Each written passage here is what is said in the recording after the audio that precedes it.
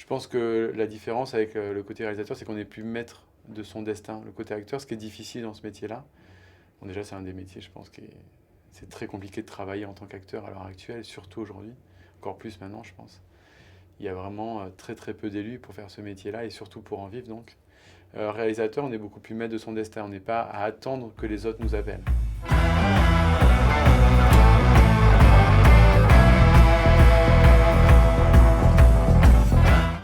Je réalise pas depuis très longtemps, c'est assez neuf. Je réalise depuis 3 ans maintenant. Euh, L'envie de faire du cinéma a toujours été présente. C'est quelque chose que j'avais envie de faire depuis assez jeune.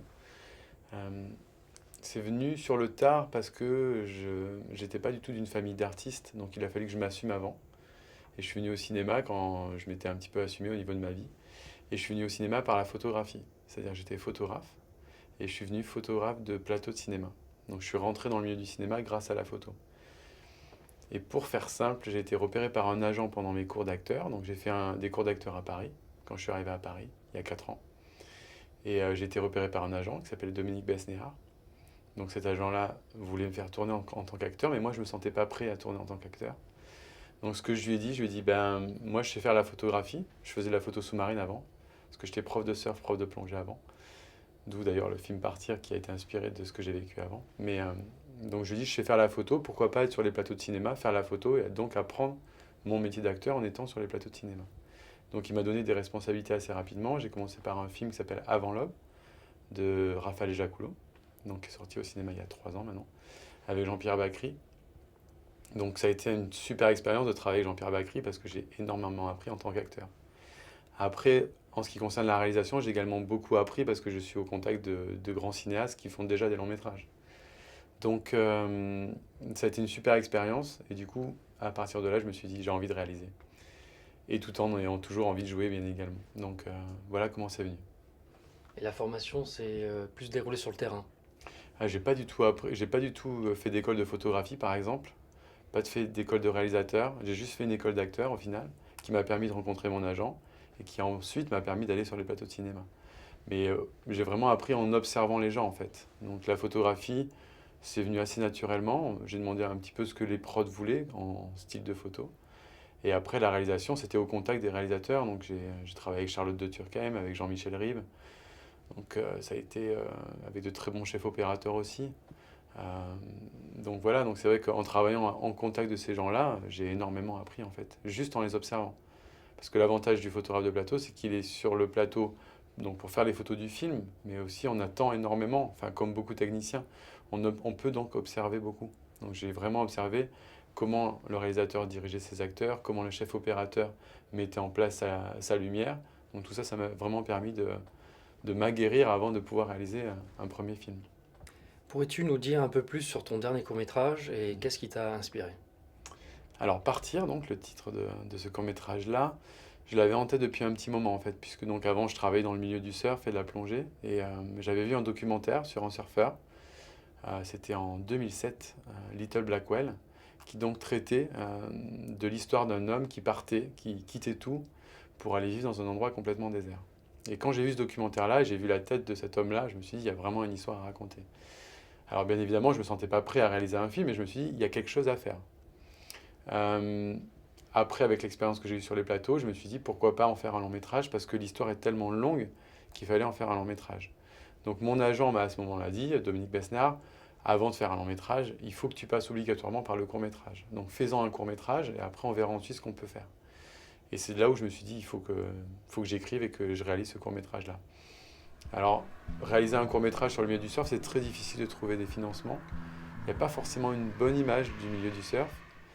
Alors que le surf était juste une toile de fond pour servir cette histoire-là. Je voulais juste raconter l'histoire d'un homme qui part, qui quitte tout pour aller vivre dans un endroit un petit peu désert.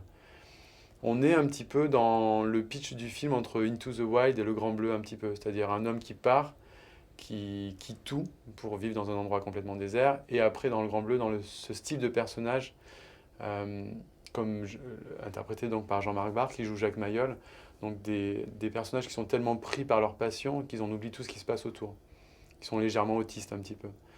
Le surfeur et l'apnéiste peut avoir un petit peu ce parallèle, c'est-à-dire que quand on est dans notre élément, il y a quelque chose qui nous happe et il nous faut vraiment de bonnes raisons pour revenir à terre un petit peu, quoi. C'est-à-dire qu'on est tellement, on pourrait y passer un temps fou, quoi. Après, il y a le physique qui a ses limites, mais on est tellement bien et je voulais raconter ça aussi. Donc le surf était vraiment une toile de fond parce que les gens au début ils disaient ah ouais on veut pas faire un film sur un surfeur, ça va parler que de surf. Non, ça parle pas que de surf. C'est un peu comme le Grand Bleu, ça ne parle pas que de l'apnée. L'apnée est une toile de fond au film pour raconter l'histoire de personnages et une histoire d'amour. Puisque là dans le court métrage je veux aussi raconter une histoire d'amour aussi. Quelle charge de travail a représenté l'élaboration de ce film et est-ce que tu as eu recours au système D? Oula, le système DOI. Quand on est dans une industrie de court métrage, on n'a pas beaucoup d'argent, surtout quand on débute bien évidemment, donc le système D on l'a. Le parti pris ça a été de tourner qu'en lumière naturelle. Euh, donc la difficulté, c'est qu'il fallait que je sois raccord avec mes scènes et que je devais tourner à certaines heures. Je dépendais donc énormément de la météo. Donc toute la première partie du film qui se passe juste à côté du Cap Ferré, dans un endroit complètement désert, il fallait que j'ai les lumières vraiment que je souhaitais et pour ça c'était très tôt le matin. Mais des fois c'était nuageux, des fois il faisait très beau, trop beau. Donc le raccord de mes scènes, c'est pour ça que j'ai mis beaucoup de temps à tourner ce film-là. Ça s'est étalé presque sur 3 mois le tournage. Pour un 6 minutes, c'est énorme, hein. Mais l'avantage que j'avais, c'est que j'avais pas une grosse prod derrière et qui m'a laissé la liberté totale, quoi. J'avais très peu d'argent et je faisais un petit peu ce que je voulais. Donc ça a été la durée de tournage. Après, le système D, heureusement, j'ai été aidé par des gens. Donc il y a Sony qui m'a énormément aidé, par exemple. Donc vu que je représente la marque en tant que photographe, ils m'ont prêté des caméras. Donc on a tourné avec un appareil photo, hein, puisque dans beaucoup de courts-métrages, on fait ça maintenant. Donc c'était un plein format par contre, mais c'était un petit appareil photo avec des focales adaptées à ce que je voulais. Donc là, les partenaires sont bien évidemment très importants. Donc Sony a été d'une grande aide pour faire ce film. Le système D, après, ça a été sur le moment, des gens qui m'ont aidé, des copains. J'avais un travelling que je voulais, par exemple, sur une dune. Impossible de faire un travelling sur une dune quand on n'a pas de moyens. Donc la solution, ça a été le drone. Donc là, j'ai un ami à moi qui a une société donc, à Bordeaux, euh, qui donc m'a aidé avec son drone et qui a fait des plans magnifiques, vraiment ce que je voulais. Donc Avec un effet travelling sur un effet travelling avec son au drone, c'est bord. impressionnant au bord de l'eau. Il manie son drone, enfin d'une manière, tout est stabilisé. Il pouvait vraiment, enfin, par rapport au plan que je souhaitais, il a vraiment réussi à faire un plan en suivant vraiment le personnage tout le long, comme si c'était un travelling vraiment. Donc avec très peu de moyens, on a réussi à faire un plan qui vraiment en jette sur un endroit où on se dit comment ils ont pu faire ça. Donc le système D, ouais, heureusement qu'il a été là, ouais. Sinon on n'aurait pas pu faire le film. Peux-tu me parler du logiciel de montage que tu as utilisé Mhm. et pourquoi ce choix? Alors le logiciel de montage, moi j'ai monté le film avec une personne avec qui je travaille depuis un petit moment, qui s'appelle Gonzague Gobert, qui est donc monteur et réalisateur aussi. Et donc c'est lui qui a monté le film avec moi. Donc c'est surtout lui qui a utilisé le logiciel. Moi j'ai découvert le logiciel avec lui, c'était Final Cut. Donc ça a plutôt été, j'ai fait une entière confiance à mon monteur. C'est-à-dire que il est très très bon dans ce qu'il fait et c'est très important d'avoir un bon monteur quand on fait un film. Et donc la relation que l'on a ensemble, on travaille très bien ensemble. Donc du coup, c'est plutôt lui qui a géré son logiciel, on va dire entre guillemets. Donc lui, il a fait le choix de Final Cut, il le maîtrisait parfaitement et par rapport à ce que je lui demandais, il a vraiment répondu à toutes mes attentes. Ce qui n'était pas évident parce que j'avais beaucoup de rush. Le film aurait pu être beaucoup plus long, il fait 6 minutes. Euh, C'était plutôt mon producteur qui m'a conseillé de faire un film assez court. J'étais plutôt parti sur un 12-15 minutes au départ et il m'a dit fais un format 6-8 minutes, c'est vraiment très bien comme format pour un court métrage. Et dans mes rushs, ça a été difficile de faire des choix en fait, parce que j'avais des plans qui pour moi étaient très importants, que j'ai dû ne pas monter au final. Donc j'ai eu vraiment, mon monteur m'a vraiment proposé plusieurs montages, et le montage a duré assez longtemps d'ailleurs, parce que j'ai eu du mal à me décider. Euh, J'avais une voix off au départ, que j'ai pas mis au final, et donc du coup qui ont fait qu'on a dû enlever certains plans. Donc le montage a été assez long aussi. Donc tu as enlevé la partie voix off Ouais. et as-tu utilisé par rapport au son, il est important le son dans ton film ou pas? Alors le son, j'ai eu très peu de son sur le film parce que j'ai une bande sonore qui couvre pratiquement toutes les images. En fait, l'idée du film au départ, je voulais qu'il y ait une bande son qui soit très importante, je voulais qu'elle guide et qu'elle se colle par rapport aux images que j'avais filmées. Parce que pour moi, c'est un film où vraiment qui laisse place à la contemplation. Vraiment. Donc je voulais que, vu que c'est très contemplatif, je voulais que la musique soit très importante forcément sur ce style d'image-là. Par contre, c'est vrai qu'au départ, je voulais vraiment une voix off en fait. Je trouvais que ça allait peut-être exacerber un petit peu mon propos qu'on n'aurait pas forcément compris par les images. Mais je me suis rendu compte que je me suis trompé au final, quoi. Et ça, c'est mon producteur qui m'a aidé. Donc c'est Dominique Besnéard qui m'a dit, je pense que tes images sont assez fortes en fait. Elles n'ont pas besoin d'une voix off. On comprend largement. Et puis, c'est vrai que ça peut être interrogatif à certains moments, mais joue avec ça en fait. Et c'est vrai que le court métrage permet ça, on peut beaucoup plus s'amuser, je pense. Et essayer des choses. On est vraiment là pour essayer, je pense, avant d'être sur un long métrage où c'est quand même un petit peu plus strict. Donc je me suis vraiment amusé avec ça et je me suis dit, quitte à perdre un peu les gens, ou quitte à ce que le court métrage soit très interrogatif, ben jouons avec ça en fait. C'est-à-dire que quand le film se termine, je pense que beaucoup de gens se disent, qu'est-ce qu'il a voulu raconter? Et ça m'intéresse en fait. Je me dis, bon, parce que j'aime bien discuter avec les gens après avoir vu le film et voir comment ils ont ressenti le film, comment est-ce qu'ils ont vu le personnage principal, la relation entre les deux personnages, comment est-ce qu'ils l'ont vu, je trouvais ça intéressant. Donc la voix off, au final c'est effacé. Ce qui est un peu dommage parce que j'avais un acteur que j'aime beaucoup qui m'avait dit OK pour faire la voix off, qui était Jean-Marc Barr, et j'adore sa voix en fait. Donc je trouvais qu'il aurait vraiment collé parfaitement au film avec sa voix, aussi bien en français qu'en anglais, puisqu'on devait faire les deux pour pouvoir le vendre à l'international après. Alors, quelle est ta meilleure expérience de tournage et as-tu des anecdotes à nous raconter? Alors, meilleure expérience en tant que réalisateur, par exemple. Tu peux me parler de réalisateur et aussi acteur. Mhm. Alors, l'expérience que j'ai eue vraiment, enfin la plus frappante, c'est une scène qui n'a pas été montée au final d'ailleurs en tant qu'acteur, mais ça arrive quoi. C'était un film pour Charlotte de Turckheim en fait, qui s'appelle Mince alors, c'est une comédie, euh, où donc je faisais les deux, je faisais photographe de plateau et j'ai eu un tout petit rôle à un moment dedans. C'était très difficile au niveau de ce qu'on me demandait en fait. Je devais violer une fille dans un vestiaire, une enfant en fait de 12 ans. Donc, enfin, on voyait pas tout, mais la scène en elle-même était très compliquée en Et fait à jouer. suggéré. Voilà, c'est Ouais. suggéré, mais quand même, il y avait une scène de violence qui était filmée, Mm. qui n'était pas évident. Alors, heureusement, je commençais à bien connaître l'équipe parce que j'avais fait tout le tournage avec eux en tant que photographe. Le chef-op était super d'ailleurs. Donc, ce que je disais tout à l'heure, le rapport au chef opérateur est très important, Pierre Haïm. Et ils m'ont bien mis en confiance, quoi. Mais c'était une scène au niveau de l'acting qui était très compliquée à tourner et le rapport justement avec le metteur en scène était vraiment intéressant. Il m'a vraiment bien mis en confiance.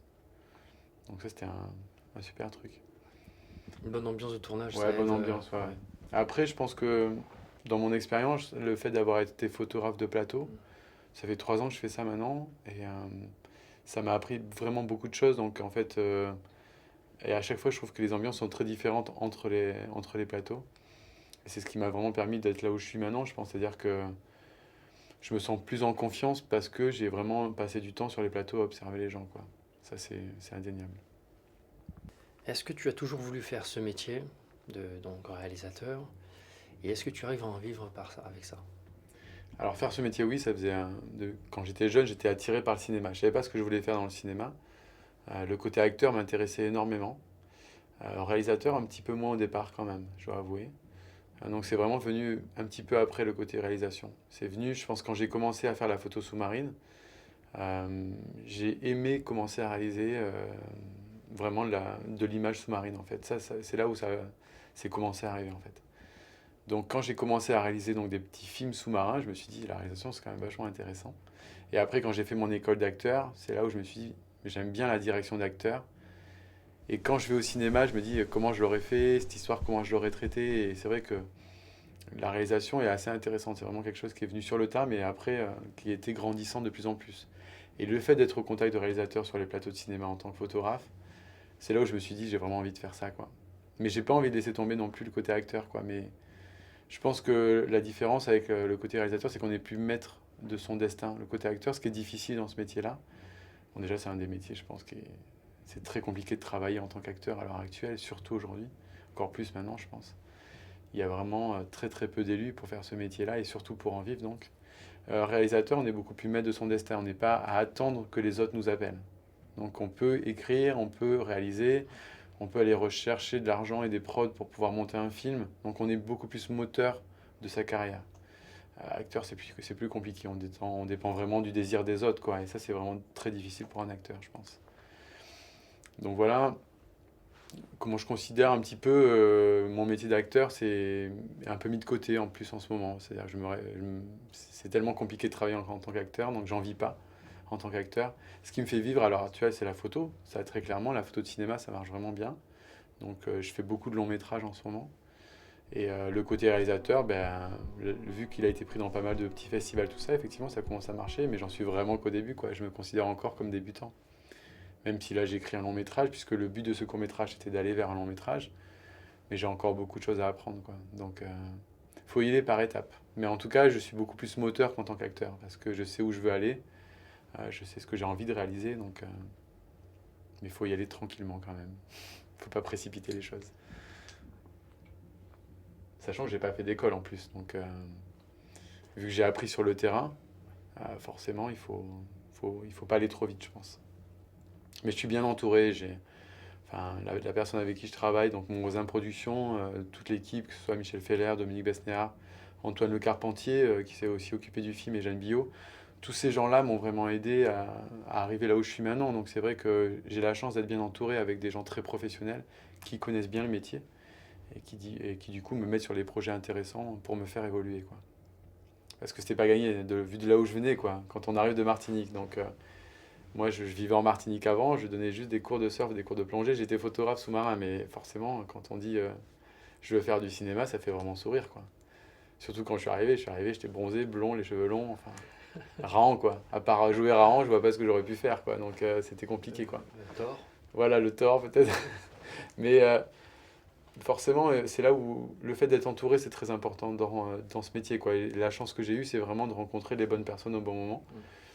Et c'est vrai que ces gens-là m'ont énormément aidé à évoluer, quoi. Donc même si ça a été assez vite, parce qu'en 3 ans, quand même, arriver à faire un court métrage, arriver à faire des photos sur les plateaux de cinéma assez rapidement, j'ai beaucoup travaillé par contre, hein, rien n'arrive par hasard, mais le fait d'être bien entouré, ça joue quand même énormément. Je voulais te parler donc, toi en tant que photographe de plateau, est-ce que la prod peut décider de faire une capture d'image vu qu'il tourne avec du numérique en fait? Mhm. Est-ce que Bah oui. comment fais-tu En fait, le métier de photographe de plateau, on peut pas dire qu'il est en voie de disparition, je ne peux pas dire ça, mais il est menacé en tout cas très clairement, parce qu'effectivement, avec les technologies actuelles, quand les budgets sont pas suffisants, on peut enlever le photographe de plateau et se dire on va faire des copies écran avec le numérique. Euh, mais ça n'arrive pas encore dans toutes les productions, bien heureusement. Et je pense que ça ne le sera pas parce que le photographe de plateau capte autre chose. Oui, on peut faire des copies écran, mais le photographe de plateau, il peut avoir des axes un petit peu différents. Il peut capter autre chose. Donc, il va donner autre chose en fait à la photographie, vraiment. Surtout qu'un photographe reste un photographe, quoi. Donc forcément, c'est pas une copie écran, c'est pas une reproduction vraiment du cadrage. Donc on va avoir quelque chose qui va être tellement différent que les prods elles vont encore aller vers un photographe de plateau. Donc le métier est menacé entre guillemets, surtout pour les faibles budgets, ce qui est compréhensible quand il n'y a pas assez d'argent. On enlève sur certains techniciens. Donc le photographe de plateau en fait partie, le making-of peut en faire partie également. Euh, mais pour les prods, on va dire, qui ont quand même encore de l'argent, on va garder le photographe parce qu'il est forcément son travail sera largement meilleur qu'une copie écran, très clairement. Pour une affiche de film également, il peut capter quelque chose, même en dehors de la scène qui va être tournée, sur les mises en place, sur ce genre de choses-là, le photographe peut capter des éléments qui vont être beaucoup plus impressionnants qu'une capture écran, quoi, très clairement. Donc pour moi, c'est un métier qui a vraiment de l'avenir encore, il faut y croire. Puis il faut se battre surtout, quoi. Surtout à l'heure actuelle, il faut se battre, quoi. Tout le temps, C'est la crise, donc on se dit, ouais, mais il faut quand même continuer à se battre et défendre le métier. En tout cas, moi, je le défends vraiment. Et ça m'est arrivé à travers des conférences, notamment au Salon de la photo, de parler du métier de photographe de plateau et de dire, n'hésitez pas à démarcher les prods, et c'est un métier qui a encore l'avenir. Et il ne faut pas avoir peur, quoi, du numérique et des copies écran. Si vous défendez une façon de travailler, si vous défendez le fait que, en étant sur le plateau, vous allez capter des images que vous ne pourrez pas avoir sur une copie écran, forcément vous allez avoir du poids et ça va intéresser les producteurs. Et puis tout ce qui est les photos du réalisateur en train de diriger ses acteurs, tout ce qui est les photos d'ambiance du film qui peuvent après servir à un magazine, tout ça, il n'y a que le photographe de plateau qui peut le faire. Donc ça a encore l'avenir, sans aucun problème. Que penses-tu des plateformes de financement sur Internet via KissKissBankBank, Ulule par exemple? Tu peux m'en dire plus sur ce format-là? Bah, c'est quelque chose qui est apparu il n'y a pas très longtemps et qui marche très très bien. Donc moi, c'est que positif, forcément. Ça amène des jeunes réalisateurs qui n'ont pas forcément les moyens d'avoir une boîte de prod derrière eux, ben, d'avoir de l'argent pour pouvoir financer une partie de leur film. Donc forcément, c'est que du positif. sachant que l'industrie du court-métrage, elle est compliquée. Les boîtes de prod, c'est très compliqué d'arriver à financer un court-métrage parce que c'est pas ce qui va rapporter le plus d'argent à l'heure actuelle, quoi. Donc, forcément, ce genre de plateforme-là, ça va aider de jeunes réalisateurs à faire des films. Et puis, forcément, le format Internet, faut pas en avoir peur. Euh, il y a beaucoup de choses sur Internet. On a souvent un petit peu peur de mettre des choses sur Internet, qu'elles soient trop vues. Faut savoir l'utiliser. Et je pense que cette plateforme-là, c'est vraiment montrer comment l'Internet peut aider à la réalisation. Et je pense que dans ce point-là, pour moi, c'est très positif. Il faut pas hésiter à faire appel à ça. Moi, je connais beaucoup de gens qui ont réussi à monter des courts-métrages grâce à ça.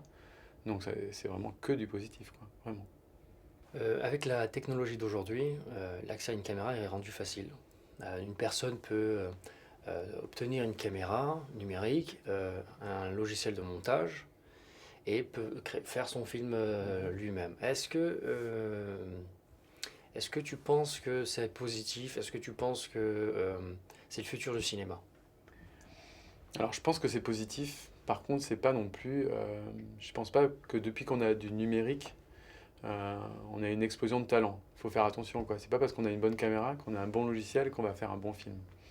C'est exactement pareil pour les photographes. C'est pas parce qu'on a le meilleur matériel qu'on va être un super photographe. Oui, ça y contribue. La qualité de l'image va avoir son importance, donc oui, ça y contribue. Mais un photographe restera toujours maître de son appareil photo, et ce sera ses cadrages et comment il va gérer sa lumière qui fera une bonne photo. Un réalisateur, c'est pareil. S'il n'y a pas d'âme dans son film, si l'écriture n'est pas bonne à la base, on ne fera pas un bon film.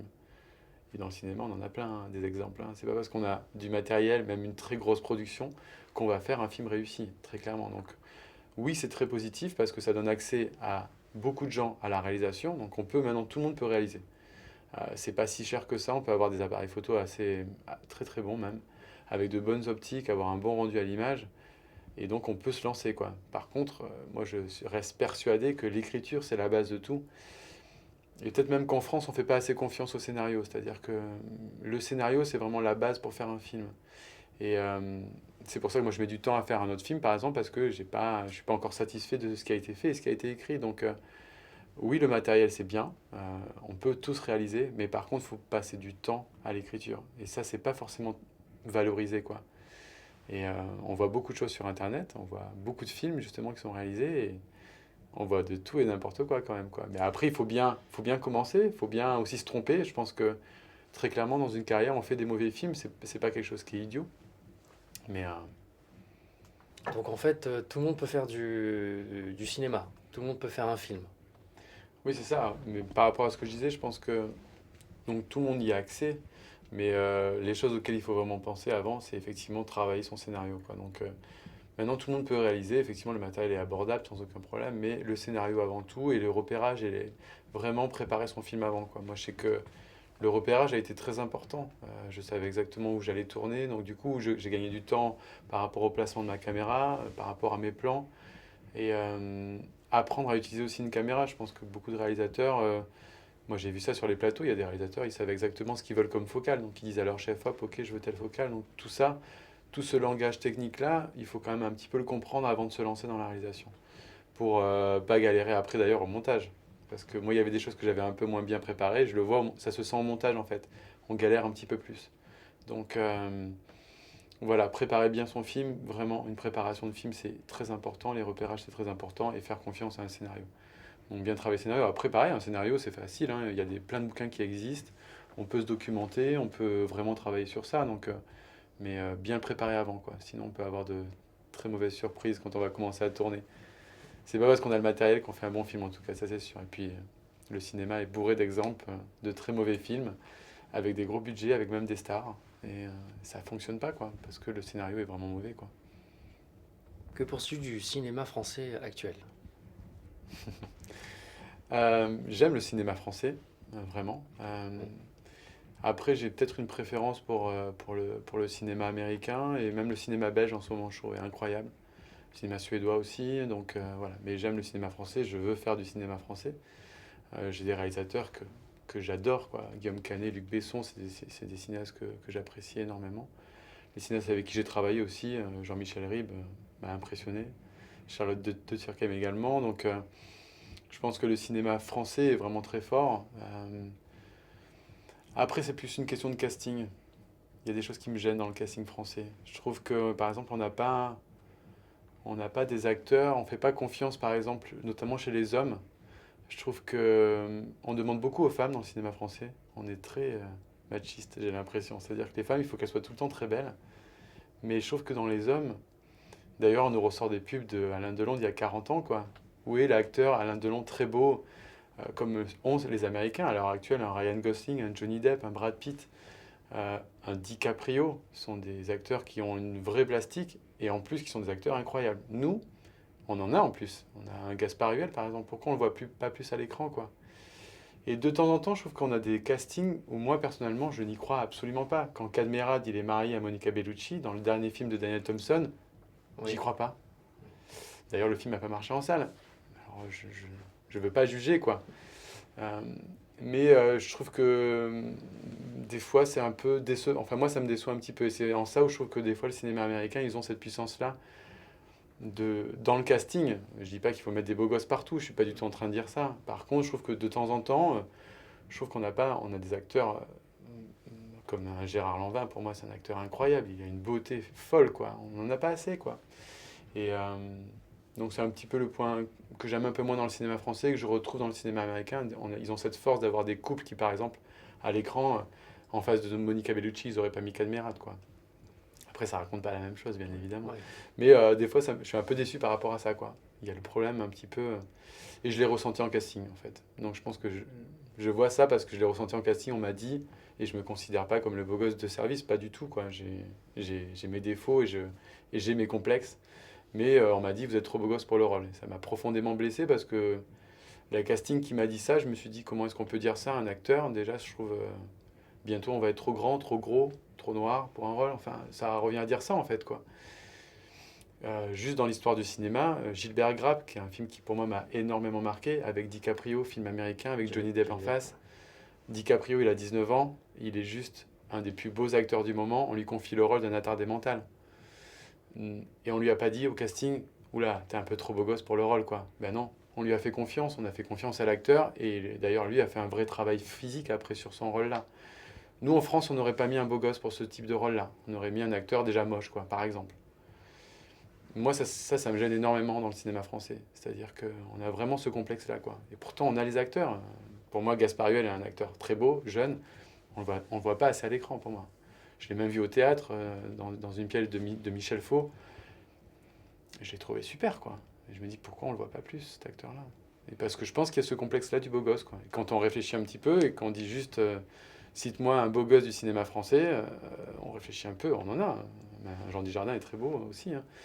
Mais c'est plus facile quand on dit dans le cinéma américain, quoi. Ça vient plus facilement, Oui, quoi. c'est sûr, oui. On n'arrive pas à lister quelques noms d'acteurs français. On a des gueules, quoi, en France, mais c'est bien. Il faut Le cinéma réfléchir. français, il se différencie aussi en ça, mais il faut pas qu'on tombe trop dans trop de gueules, justement, quoi. Et puis, enfin, moi, la réflexion de cette casting-là m'avait choqué, quoi. T'es trop beau gosse pour le rôle. Ça veut dire quoi? En plus, je trouvais que je jouais le rôle d'un réceptionniste dans un hôtel justement de luxe. Et justement, quand j'avais fait préparer mon scénario, que j'avais fait mon travail d'acteur, que j'avais fait mes recherches justement dans les hôtels un petit peu luxueux, on a tendance à faire justement les gens qu'on emploie un petit peu sur le physique, quoi.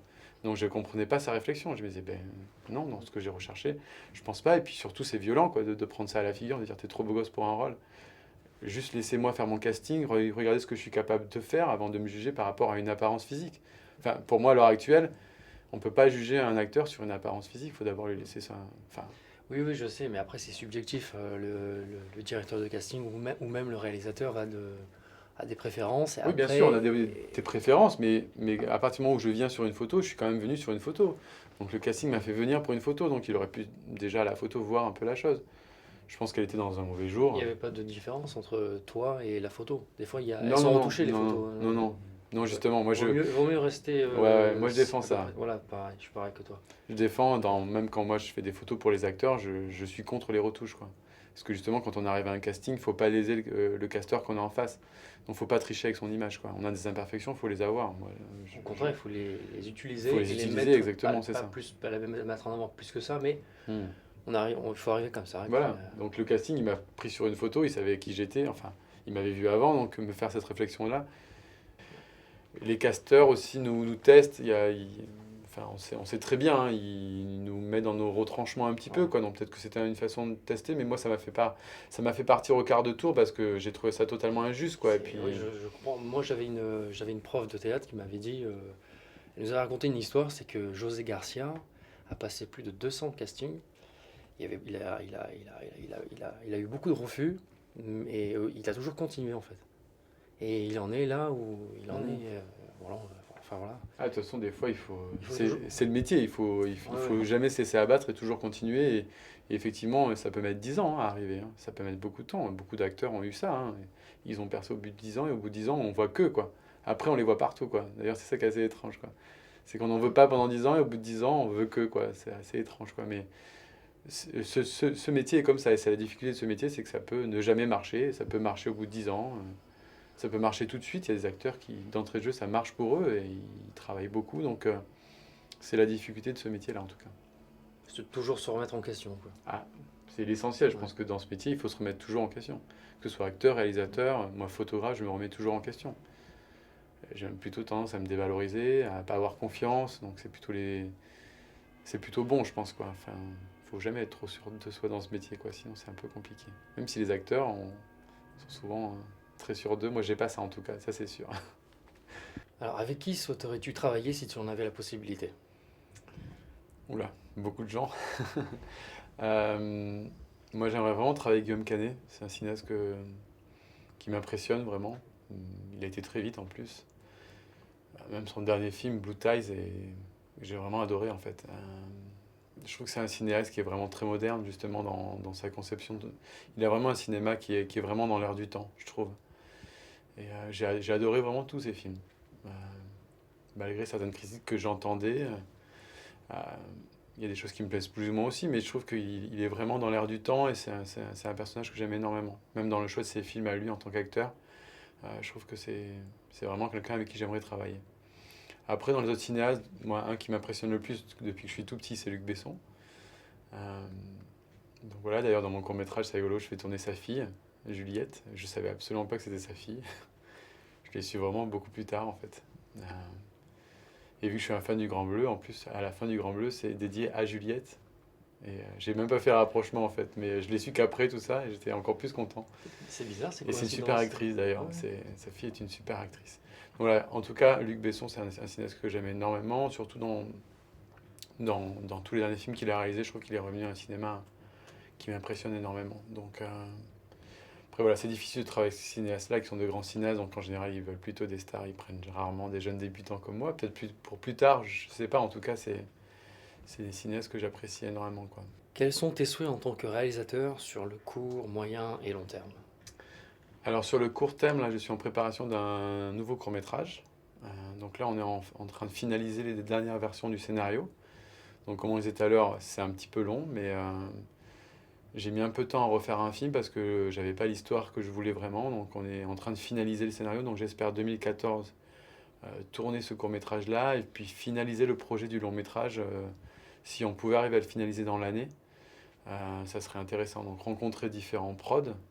Euh, il va y avoir plusieurs solutions de toute façon pour ce film-là. Je pense soit je le réalise et je confie le rôle à un acteur, soit je le joue et je confie le film à un réalisateur. Puisque pour monter un film à l'heure actuelle, il faut qu'il y ait des têtes d'affiche. Soit ce sont les acteurs, soit c'est un réalisateur connu qui peut avoir le financement. Donc soit je prends un réalisateur connu qui est intéressé par l'histoire, qui a envie de la réaliser, et je joue le personnage, parce que ce personnage-là, j'ai vraiment envie de le jouer en fait, quoi. Il y a une partie de moi dans ce personnage, vraiment dans ce que j'ai vécu avant. Soit je le réalise, à ce moment-là, je prends un acteur très connu qui permettrait d'avoir le financement. Mais il n'y a pas beaucoup d'acteurs qui pourraient faire ce rôle-là parce qu'il faut déjà bien surfer en fait. J'ai pas du tout envie de faire un film où le peu d'images qu'il y a, un peu comme dans Le Grand Bleu, ils se sont entraînés pendant 4 mois, 5 mois. Je pense que Besson voulait des gens qui soient vraiment bons en apnée. Et moi, je pense que l'acteur, le peu de scènes qu'il y a de surf, je veux pas une doublure, quoi. Je veux pas comme dans Point Break, ça se capte. Enfin, moi, je l'ai vu direct. Je veux pas ça, quoi, parce que c'est les scènes que je veux, en tout cas au niveau du surf, elles vont être fortes, quoi. Donc il y a quelques acteurs. Il y a un Vincent Cassel que j'ai déjà vu surfer, qui surfe très bien, qui correspondrait bien au rôle en plus. Un Guillaume Canet qui surfe aussi, qui pourrait correspondre au rôle, mais il n'y en a pas des tonnes, quoi. Et tu peux pas, par exemple, toi, donc te mettre en tant que réalisateur, tu joues ce rôle-là, ce personnage, et tu confies pour le deuxième, un second rôle à quelqu'un C'est très connu. qui est connu, oui. Ça sera compliqué, je pense. Ça sera compliqué. Moi, dans l'idéal, c'est ce que j'aurais aimé faire. J'aurais eu envie de le réaliser, de le jouer, mais ça reste un rôle principal. Donc le réalisateur plus l'acteur principal inconnu, c'est impossible de monter un film. Je pense, à l'heure actuelle, c'est très compliqué. Donc je pense que pour le monter, ça se fera comme ça, quoi. En tout cas, oui, il faut des têtes d'affiche et je pense que le rôle secondaire joué par cette femme-là, en fait, il faut que ce soit quelqu'un de très connu. J'ai déjà des pistes d'actrices que j'aime énormément. Une femme comme Mélanie Laurent, par exemple, que j'adore en tant qu'actrice, correspondrait parfaitement à ce rôle-là, quoi. Et je sais que c'est plus facile de monter un film avec Mélanie Laurent, très clairement, quoi. Donc, enfin, j'en suis absolument pas là, mais dans mes rêves, effectivement, c'est ce que j'ai envie, en tout cas. Donc, j'aimerais qu'en 2014, ça commence à se concrétiser. J'ai beaucoup travaillé dessus en 2013 et j'espère qu'en 2014, on avancera sur ça, mais ça peut mettre quelques années à monter un film, hein, c'est le jeu, quoi. En tout cas, je crois en ce projet, très clairement. Et juste par rapport vite fait, si tu présentes un caméo d'une personne connue Mhm. dans ce long métrage, ça pourrait pas non plus fonctionner? Je sais pas, je pense pas, à Non, mon avis, je pense pas. il faut vraiment avoir Mm. quelqu'un de connu, Ouais, d'accord. à l'heure À actuelle l'heure aussi. actuelle, hein, d'accord. Ben, Mm. le cinéma fonctionne comme ça, quoi. Ou alors on peut toujours monter le film, mais ça sera bancal, je pense que ça sera compliqué. Il faut quand même un financement. C'est un film qui va sûrement se tourner à l'étranger, donc ouais, je pense qu'il est compliqué à monter. Au niveau financier, il est compliqué à monter en fait. Donc forcément, les financeurs, ils veulent des garanties, quoi. Et à l'heure actuelle, une garantie pour un film, c'est un acteur qui assure un minimum. Même si c'est pas une règle, hein, puisqu'il y a des acteurs très Oui. connus qui font des bides à l'écran sur certains films, ça arrive, quoi, mais c'est quand même rare, quoi. Quel conseil donnerais-tu à quelqu'un qui débute dans ce métier? Bah, le travail. Après, je me sens encore débutant, même si j'ai eu la chance que ce film-là marche bien. Il a été pris dans beaucoup de festivals, mais je pense que le travail, c'est le maître mot et c'est s'intéresser, aller beaucoup au cinéma. Moi, je vais beaucoup au cinéma. S'intéresser au cinéma français parce que c'est sur quoi on se tourne, quoi. Et après, faire un maximum de rencontres. Et l'avantage maintenant, justement, avec Internet, c'est qu'on peut se documenter, on peut voir plein de choses sur Internet. Donc, on n'a plus d'excuses, quoi, maintenant. C'est-à-dire que il y a moyen d'y arriver, mais pour ça, il faut beaucoup travailler. C'est un métier où on s'en rend pas compte, même beaucoup de gens pensent que c'est très facile, en fait, d'être acteur ou d'être réalisateur, ou de faire un film. Enfin, moi qui suis dedans maintenant, c'est vraiment très, très difficile, quoi. Et donc, pour ça, il y a un seul truc, c'est le travail. Et rien que ça. Il faut du talent, je pense aussi, bien Oui. évidemment. Faut qu'il y ait quelque chose, mais ça suffit pas du tout, quoi, en fait. J'ai vu des gens très talentueux et s'ils travaillent pas, j'ai le cas d'un ami à moi qui est très talentueux, je pense qu'il pourrait faire un très grand réalisateur, mais il travaille peut-être pas assez, quoi. Donc il est un petit peu flemmard sur certaines choses, donc ça marchera pas. Ça laisse pas place à ça, en tout cas, ce métier-là. Pour conclure, quel est le film que tu as particulièrement aimé ces derniers temps? Alors en 2013, les films qui m'ont marqué, il y en a eu plusieurs. Il y a eu un film belge, Alabama Monroe. Je l'ai vu. Voilà, incroyable. J'ai trouvé ce film vraiment à tout point de vue, dans ce que j'aime dans le cinéma, premièrement, la lumière. Je trouve que le chef opérateur a fait une lumière incroyable dans ce film. On croirait qu'ils ont tourné en lumière naturelle, c'est-à-dire c'est pas du tout suréclairé. Enfin, je sais pas, je trouvais que la lumière elle nous a embarqué en plus d'avoir un scénario très fort. J'ai vu la bande-annonce du film, je suis allé voir un film et j'ai pas vu tout le film avant d'avoir vu la bande-annonce. Ça m'a plu aussi parce qu'à l'heure actuelle, j'ai l'impression qu'on voit le film quand on voit une bande-annonce. Donc je m'attendais pas à ce film-là et j'ai trouvé le scénario formidable. Et alors les acteurs, pour moi, ils sont prodigieux, quoi. C'est-à-dire que, et d'ailleurs, étrangement, c'est des acteurs inconnus en France. Comme quoi, avec des acteurs inconnus, s'ils correspondent parfaitement au rôle, voilà, ils étaient vraiment leur personnage, quoi. Les acteurs, pour moi, ils sont vraiment très forts. Et le réalisateur a fait un travail magnifique. La caméra, comment il a fait vivre sa caméra, je trouve ça vraiment très fort. Et le film est vraiment, vraiment balèze. Donc ça, c'est un film qui, moi, m'a énormément marqué. En plus, pour une fois, des acteurs inconnus qui crèvent l'écran, je trouve ça bien, vu que je suis un peu dans cette situation-là, entre guillemets. Mais comme quoi c'est possible, à l'époque d'un prophète, Tahar Rahim, on ne le connaissait absolument pas. Ils ont d'ailleurs réussi à monter le film parce que c'était Jacques Audiard, et qu'il est très connu et qu'il peut monter un financement. Bah, Tahar Rahim, il correspondait parfaitement au rôle, il était juste sublime dans le rôle, quoi. Donc ça peut fonctionner. Donc voilà, ce film-là, moi j'ai adoré. The Place Beyond the Pine, j'ai adoré ce film-là aussi, vraiment. Je trouvais qu'il y avait tout dans ce film, vraiment. Enfin, c'est un film qui m'a vraiment énormément marqué. Donc voilà, après, il y a un film français qui m'a énormément marqué. Tiens, j'ai oublié le... C'est Stéphane Cazès qui l'a réalisé comme réalisateur avec... Mince, comment ça s'appelle? Ah oui, Amblin. Voilà. Amblin, un film qui malheureusement est sorti dans très peu de salles. Je crois qu'il est sorti que dans une vingtaine de salles.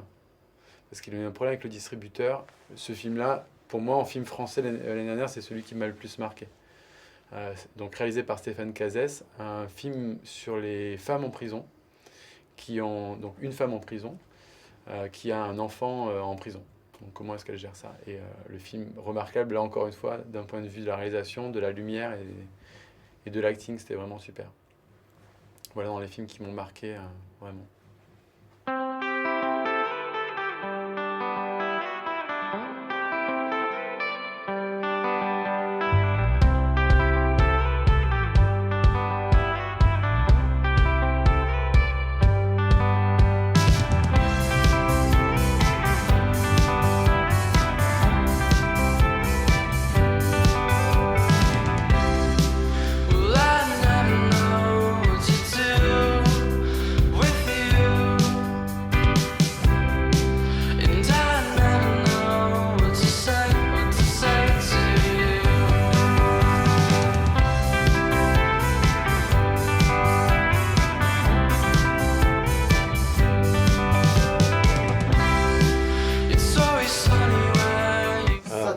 Caméra, ça tourne. Ça tourne au son.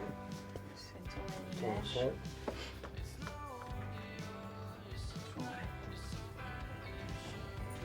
Ça va, Ron? Oui. Je te revois tout à l'heure dans On finit. Ok. Merci, c'est gentil. C'est le prochain. Allez.